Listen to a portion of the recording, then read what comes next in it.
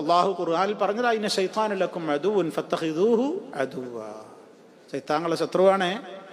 നിങ്ങളെ ബാപ്പനെയും ഇമ്മനെയും സ്വർഗത്തുനിന്ന് പുറത്താക്കാൻ കാരണക്കാരൻ അവനാണ്. അതെടുത്ത് പറഞ്ഞിട്ട് നമ്മളോട് പറഞ്ഞു, യാ ബനി ആദം, ആദമിന്റെ സന്തതികളെ, ലാ യഫ്തിനന്നകുമുശ് ശൈത്താൻ, ശൈത്താൻ നിങ്ങളെ ഫിത്നയിൽ അകപ്പെടുത്തരുതേ.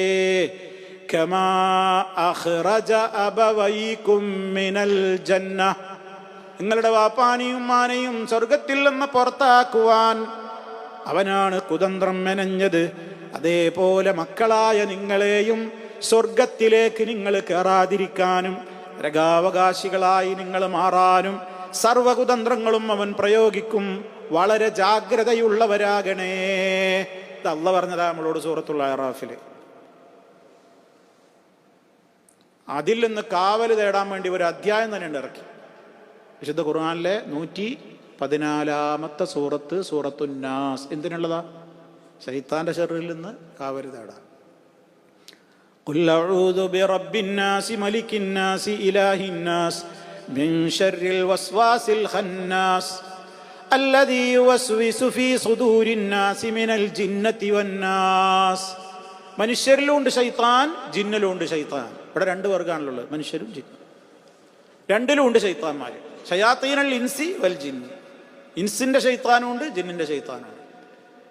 ജിന്നിന്റെ ശൈത്താന് നമുക്ക് കാണാൻ കഴിയാത്തതാണ്. ഇൻസിന്റെ ശൈത്താനോ കാണാൻ പറ്റും. ചിലപ്പോൾ നമ്മളെ കൂടെ കിടക്കണ ഭാര്യയാവും, അല്ലെങ്കിൽ ഭർത്താവും, അല്ലെങ്കിൽ കൂടെയുള്ള മക്കളാവും, അല്ലെങ്കിൽ ബാപ്പയാവും, അല്ലെങ്കിൽ ഉമ്മയാവും, ഒക്കെ തന്നെ ഇരിക്കും ശൈത്താൻ. ശൈത്താന്റെ വർത്താനം അവരിക്കുമ്പോൾ അവർ പറയാം.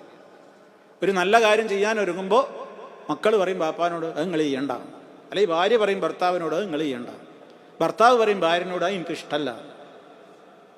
ചില പെണ്ണുങ്ങൾ കണ്ടിട്ടില്ലേ, ശരിക്ക് ശരീരം മറച്ച് നടക്കൂല. എന്താ കാരണം? എൻ്റെ കാക്ക ഇഷ്ടമല്ല. ആരാ വെള്ളക്ക? പരലോക കോടതിയിൽ ഖബറിൽ വരുമോ? എന്നാ പിന്നെ തുണിക്കിൽ ഇങ്ങനെ 3 കെട്ടുമ്പോൾ ചങ്ങായി പറയണ്ടേ എനിക്കിഷ്ടമല്ലേ എന്ന്? ഇങ്ങനെയല്ല പോകേണ്ടത് ഖബറിലേക്ക്.